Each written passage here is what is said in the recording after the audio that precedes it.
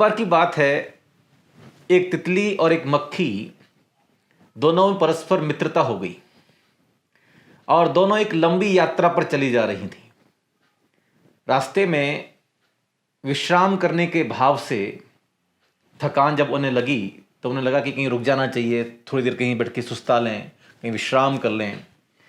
तो ऊंचे आकाश से वो नीचे की तरफ देख रही थीं कि कहाँ रुका जाए, कहाँ विश्राम किया जाए। तो तितली और मक्खी को एक बहुत सुंदर बगीचा दिखाई पड़ा। सुंदर बगीचा, सुंदर स्थान, शांत और सौम्य।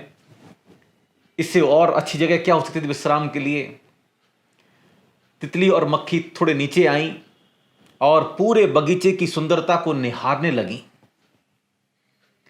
तितली और मक्खी ने पूरे बगीचे का चक्कर लगाया और बगीचे में बहुत सारी ऐसी जगह थी जहां वो बैठ सकती थी, लेकिन तितली ने चुना उस बगीचे का सबसे सुंदर फूल, जिसकी मकरंद पूरे बगीचे को महका रही थी, जिसकी सुगंधी बहुत लुभावनी थी।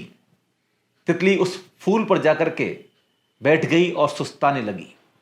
मक्खी अभी भी बगीचे में घूम रही है, उसे विश्राम के योग्य कोई जगह नहीं मिल रही।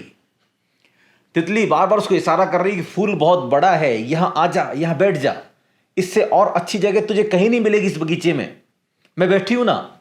लेकिन फिर भी मक्खी अभी उड़ ही रही है, बार बार फूल के नजदीक आती लेकिन फिर उड़ जाती। उसे पूरे बगीचे में कहीं कोई जगह नजर नहीं आ रही थी। आखिर जब वो बहुत परेशान हो गई और उसका शरीर थकने लगा तो उसने देखा कि बगीचे का माली एक कोने में बैठा हुआ है और उसके पैर में फोड़ा हो गया है और उस फोड़े से पीप बह रही है, मवाद निकल रही है। मक्खी के चेहरे में प्रसन्नता का भाव आ गया। मक्खी ने पूरे बगीचे की सुगंधी, पूरे बगीचे का सौंदर्य छोड़ करके वह उस माली के पैर के फोड़े से निकलने वाली मवाद पर जाकर के बैठ गई और जाकर के सुस्ताने लगी, विश्राम करने लगी। इस समूची दुनिया में भी दो तरह के लोग हैं, एक तितली जैसे और एक मक्खी जैसे।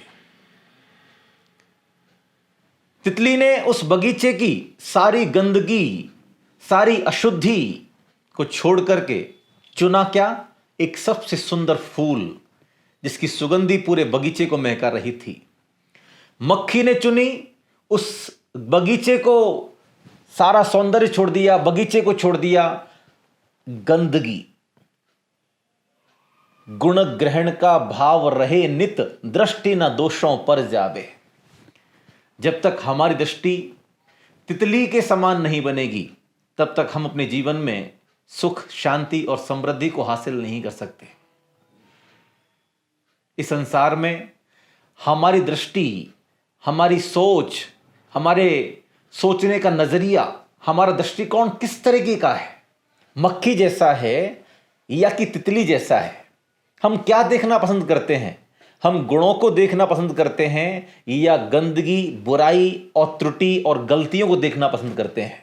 ये ध्यान रखना, हमारा दिमाग एक तिजोरी की भांति है, एक लॉकर की भांति है। इसमें हम क्या रखते हैं? इसमें हम अच्छाइयां भी रख सकते हैं और इसमें हम बुराइयां भी रख सकते हैं। अगर आप इस तिजोरी में दूसरे की बुराइयां, दूसरे की निंदा, गंदगी, ये सब कचरा इकट्ठा कर रहे हैं तो आपने अपनी तिजोरी को डस्टबिन बना दिया है, कचरा घर बना दिया है। और यदि आप इसमें अच्छाइयां रख रहे हैं, प्रेम, शांति, सौहार्द, समन्वय, ऐसे अच्छाइयों के गुण यदि आप इसमें रख रहे हैं, हीरो मोती रख रहे हैं, तो आप इस तिजोरी का सही प्रयोग कर रहे हैं। तिजोरी हम सबके पास में है, लेकिन इसमें हम क्या रखते हैं ये हमारे हाथ में है। कोई तिजोरी में कचरा रखता है तो कोई तिजोरी में हीरे, मोती, पन्ने, जवाहरात रखता है। ये हमारे ऊपर है, उसका प्रयोग हमारे ऊपर है। इस मन रूपी तिजोरी में हम मंत्र की साधना से गुण रूपी मोती स्थापित करें तो निश्चित रूप से हम कल्याण के पथ पे आगे बढ़ सकते हैं। और यदि हम यहाँ का, वहाँ का, इसका, उसका कचरा इकट्ठा करते रहेंगे और दिमाग में, मन में भरते रहेंगे तो ये हमारी तिजोरी डस्टबिन से ज़्यादा कुछ भी नहीं है। इसलिए मैं निवेदन करूंगा कि जिंदगी में अगर कुछ बनने का अवसर मिले तो मक्खी मत बनिएगा, तितली बनने की कोशिश कीजिएगा और हम सभी जानते हैं कि मक्खियों को तो भगा दिया जाता है और तितलियों के पीछे भागा जाता है।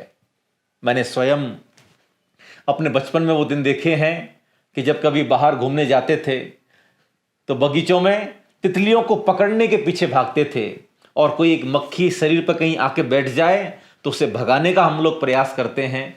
तो मक्खी जैसे लोग इस दुनिया में कभी पसंद नहीं किए गए और तितली जैसे लोग इस दुनिया में हमेशा पसंद किए गए। इसलिए यदि आपको विश्व प्रिय बनना है, लोकप्रिय बनना है, जन जन का प्रिय बनना है, तो अपने दृष्टिकोण को, अपने नज़रिए को तितली के समान बनाइए, मक्खी के समान नहीं। क्योंकि मक्खी किसी को पसंद नहीं आती है और तितली सबको पसंद आती है। अपनी सोच को हम बदलेंगे तो निश्चित रूप से हमारा जीवन बदलेगा, क्योंकि जैसे विचार होते हैं वैसा व्यवहार होता है, और जैसा व्यवहार होता है वैसा ही हमारा जीवन बनता चला जाता है।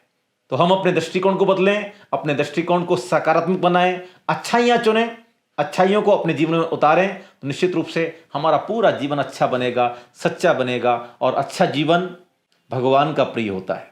हम सब भगवान के प्रिय बने, भगवान की कृपा पात्र बने, ताकि हमारा जीवन में हमेशा सुख, शांति और समृद्धि बनी रहे। इसी भावना के साथ में ओम नमः।